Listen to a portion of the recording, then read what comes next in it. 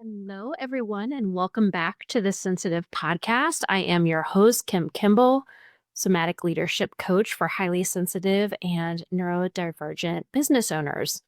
Today, I want to talk to you about the hidden reason you may be having difficulty as a highly sensitive or neurodivergent business owner, making your business feel sustainable for you. Almost every single client I have, and honestly, every single business owner I talk to, whether they're a client or not, has this deep desire for their business to feel sustainable, to be able to run their business in a way that honors their body, their capacity, their sensitivity, their season of life, the amount of time they have, the way their brain functions best. And they want their business simultaneously to feel stable, to feel reliable, to be financially successful, but without compromising their well being, their leisure time, and these body boundaries that they have. And while most folks have a deep desire for this, they often dismiss it as a pipe dream if they're highly sensitive or neurodivergent. They think that it's just kind of in the cards for them that they will always have to compromise their body boundaries and their capacity. They'll always have to push past these things because they have lower capacity with their genetic makeup, with the way that they're wired, that is just kind of inherent that they're going to have to do those things. Um, but here's the hidden link that I think most highly sensitive and neurodivergent business owners miss that makes their business being sustainable feel like that pipe dream, feel impossible, and keeps them burning out, keeps them working past their honest capacity and running a business that doesn't really fit them. This is something that I don't see many people talking about. This hidden link is shame. Because here's the thing, folks. You are never going to be able to build a business that honors your sensitivity, that honors your capacity, that honors the different way your brain works if on one level you are still ashamed of your sensitivity, of your capacity, and of the different way your brain works. As highly sensitive and neurodivergent people, first of all, our systems are more susceptible to shame. And secondly, we likely have a lifetime, a literal lifetime of internalized shame, whether that shame be explicit or implicit, based on the messaging around our differences, navigating the world as only 20% of the population that is built for neurotypical people. So it's so frequent that I talk to clients who completely discount their ability to expand in whatever way they're trying to grow at the time in their business because they think their capacity won't let them, because they're basing it on the neurotypical model of growth and what they see most other people in business doing in order to attain that expansion in their business. And they write it off as impossible, and rightly so, because the methods that they're thinking in their mind that they have to do it, they know that they don't have capacity for.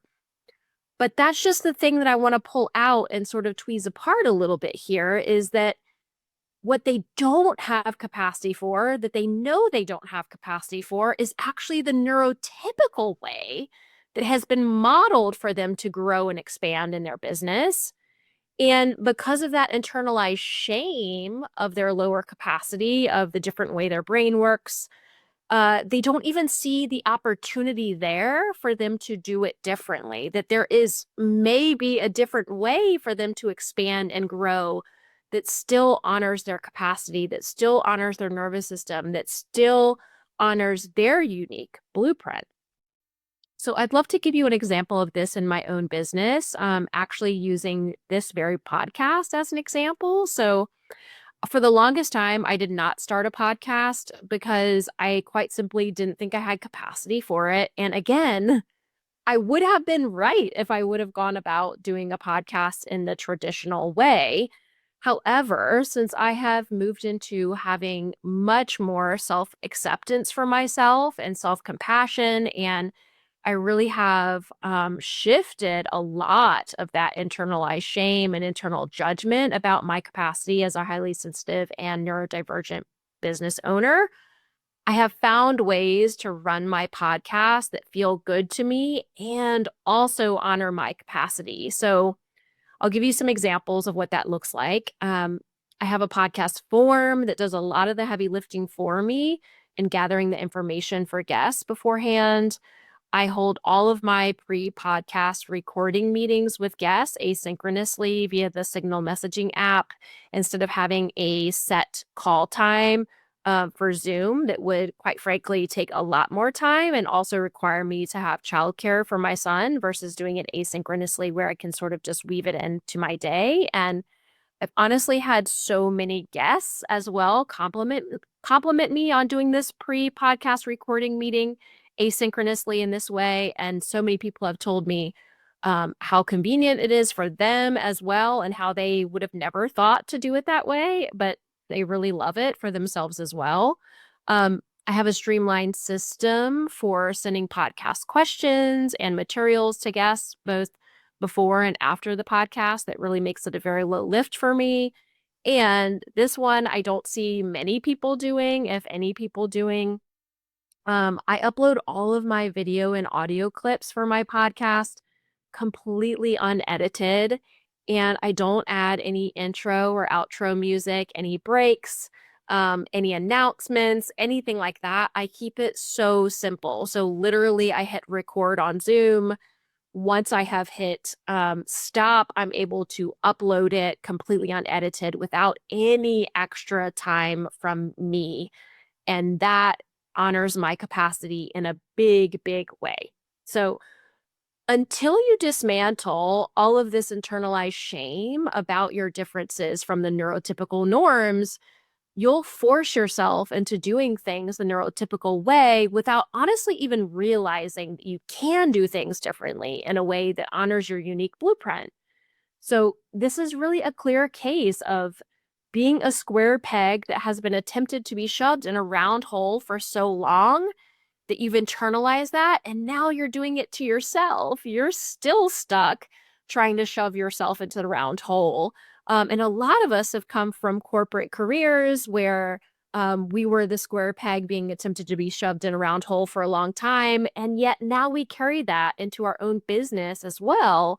And we're still doing that to ourselves in our business, even though there's actually all the freedom in the world to do it in a different way that honors our capacity, but we don't even see it because of the internalized shame. So, as highly sensitive and neurodivergent business owners and leaders, dismantling this internalized shame because of all of this, I think it's one of, if not the most important thing that we can work on for ourselves and our businesses in order to grow sustainably. So, if this is resonating with you, I want you to know that it is not necessary to do the forcing, the pushing, the continuing to shove yourself into a round hole that doesn't fit you, that you truly can do things in a way that honors yourself, that honors your body, that honors your capacity in your season of life, and still provides that sustainability and still able to thrive and thrive honestly even more and expand and grow even more in your business because you are honoring your capacity. If this is resonating with you, I have 3 one-on-one coaching spots available currently. I will link in the show notes below the application to read more and learn more about it and apply. And I want you to know that there is another way possible for you if this is calling you.